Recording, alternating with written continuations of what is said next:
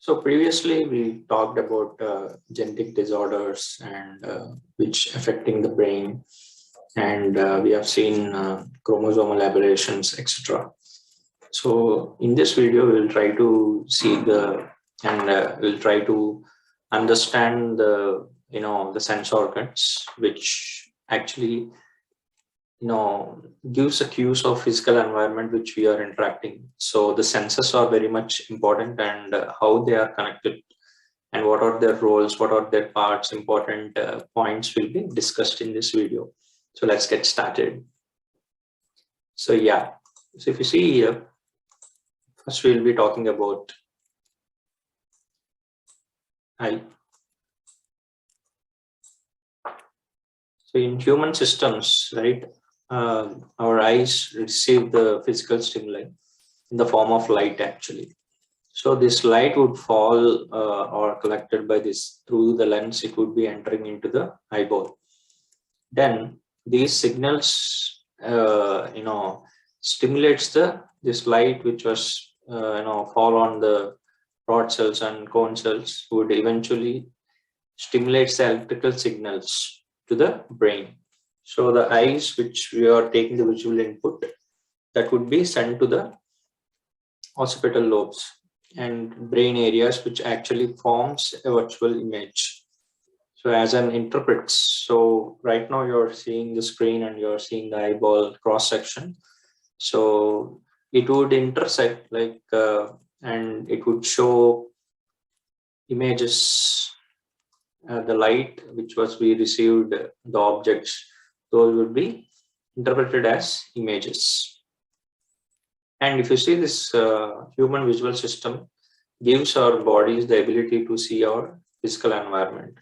So this system requires communication between its major sensory organs, like nothing but eye, and the core of central nervous system, brain. So eyes, the optic nerve goes and it would be connected to brain, and brain analyzes the images, and not only not only the visual input, even we have sense organs which actually take the physical environment like heat, touch, taste, hearing, etc. So we'll try to discuss the important aspects of the eye, the anatomy of eye. So sense organs. So within the sense organs, so we have the eye as an advanced, visual capabilities that human has, and the eye has three major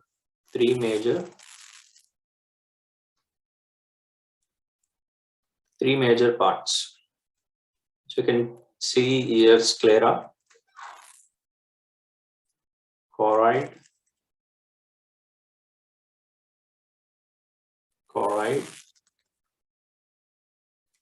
and retina. These three parts are quite important: sclera, choroid, and retina. So what are their functions for that matter? So first one, sclera. Function is to maintain and protection and supports the shape of the eye. So the eye has certain shape, right? Eyeball. So that is because of the sclera. So you can be in UGC, they can ask a correct or incorrect statement or the match the following. They'll give parts of the sense organs like eye, and they'll be giving functions, and you have to match. So for that matter, these parts are quite important. You don't have to draw, practice, etc. But at least you should know that sclera is there, choroid is there, retina is there. So functions gives shape of the eye is given by the sclera, and the choroid being the second layer, which actually provides nourishment and oxygen to the eye, including pupil, iris, and lens.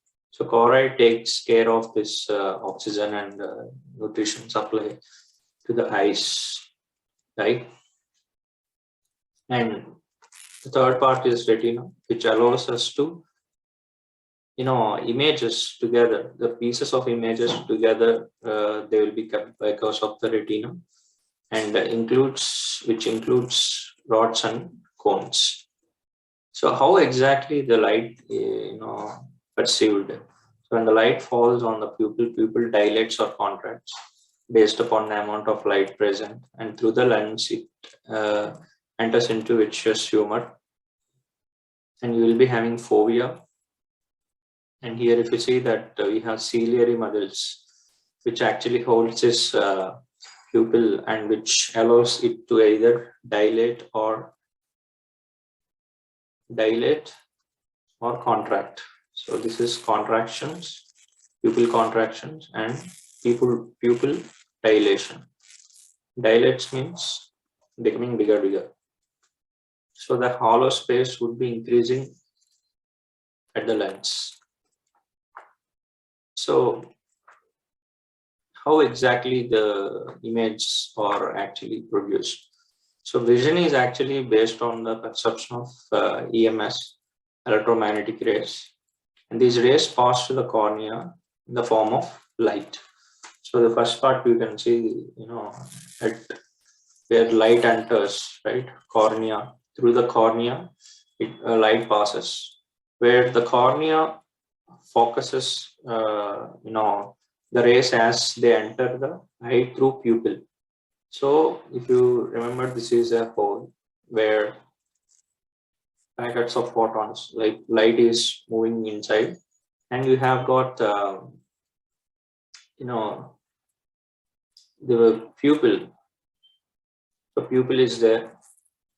So through pupil, the light rays would be contracted, and the black aperture in front of the eye. So the pupil acts as a gatekeeper, allowing as much or little light to enter as it's necessary to see an image properly. So pupil plays a major role, and it's surrounded by, iris. You can see the pigmented area around the pupil is iris. So pupil make this light concentrated, and iris is nothing but the pigmented area around the pupil is iris.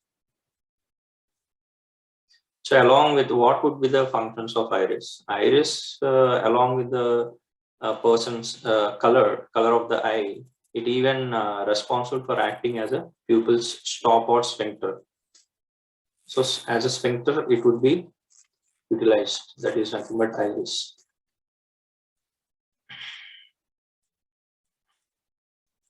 So this is about a few parts of the eye, and when we talk about the nerve optic nerve, so we have high circular blood vessels also there, and we have optic disc and optic nerve, where if you see in the retina, right, how exactly these images are formed. First, we need to understand that other part, that is nothing but lenses. So behind the pupil is the lenses actually, which is similar in shape and function to the camera lens. So if you see the camera lens, right, it has same function as camera lens, where together with cornea, the lens adjusts the focal length of the image, which has to form at the back of the eye. So that image which is falling at the back of the eye is responsible by adjustment of cornea and lens, because they adjust the focal length. So that's what when the eyeball is somewhat bulged or become oval shape, where we used to get sight issues. So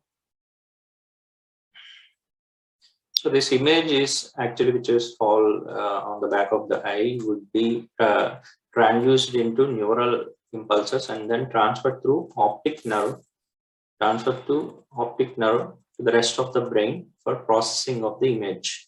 So the visual cortex, which is there in the brain, interprets this image to exact form, meaning, memory, and context. So all is taken care by the physical environment is taken care by this, the visual cortex that is present in the brain. If you see this, hemispheres, brains, which one of the hemisphere, that is nothing but left hemisphere, actually controls the motor function of the right half of the body. So I discussed this aspect also before. So if you take this as a brain, and you have right brain and left brain, in the sense right hemisphere and left hemisphere, where the left hemisphere of the brain controls the motor functions of right side of the body, and right side would control the left side of the body.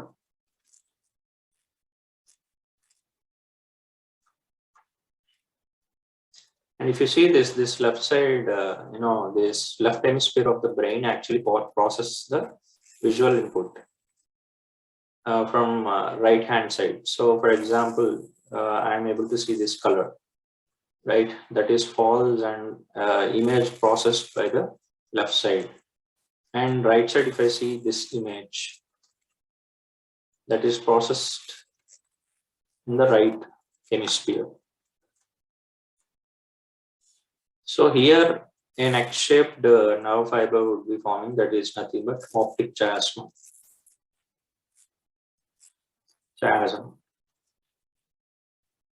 It means it would be like this. So the left part nerve fiber is going to the right and right going to the left. So the visual input. So here the chiasmata will be there. So what about color vision? In the case of, we have color blindness patients as well.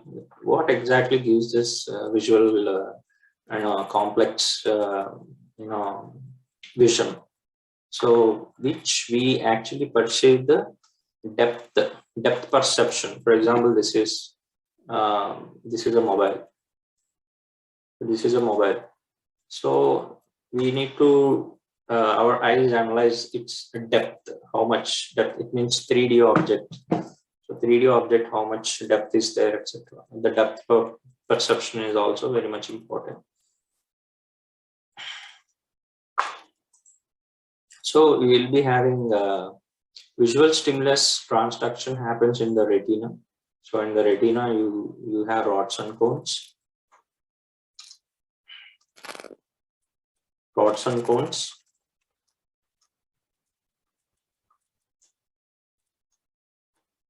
Rods and cones.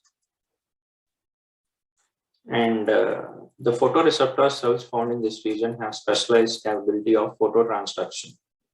So it means nothing but ability to convert light into electrical signals. So once these electrical signals are converted, they move towards the brain. So cones, here important point is we have rods and cones. So cones are helpful for the,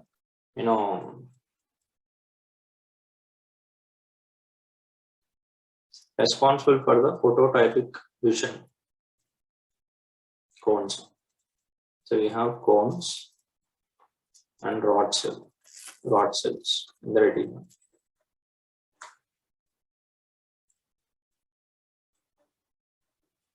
So rods are responsible for scotopic vision, night vision, and this is shown for day vision. So cones are for even color vision, and rods are for shadows and light differences.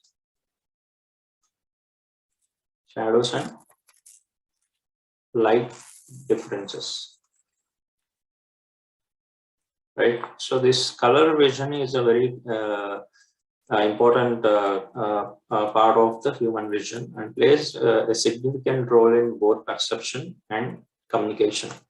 So to really perceive, so right now you're watching this video and you're able to perceive what's going on. So that is taken care by this color vision. And as I told that there is a depth perception also. So depth, 3D effect, how do we perceive?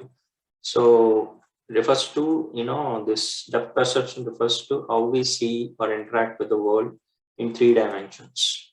So with this ability, we can actually interact with physical world by accurately, gauging the distance to a given object. So if there is an object here, so it's a given distance, we try to analyze and we try to grasp that what is the depth of the particular object.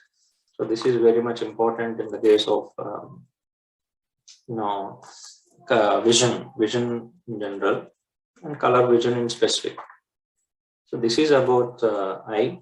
Actually, being a psychology student, if you can cover this much basics, it would be enough.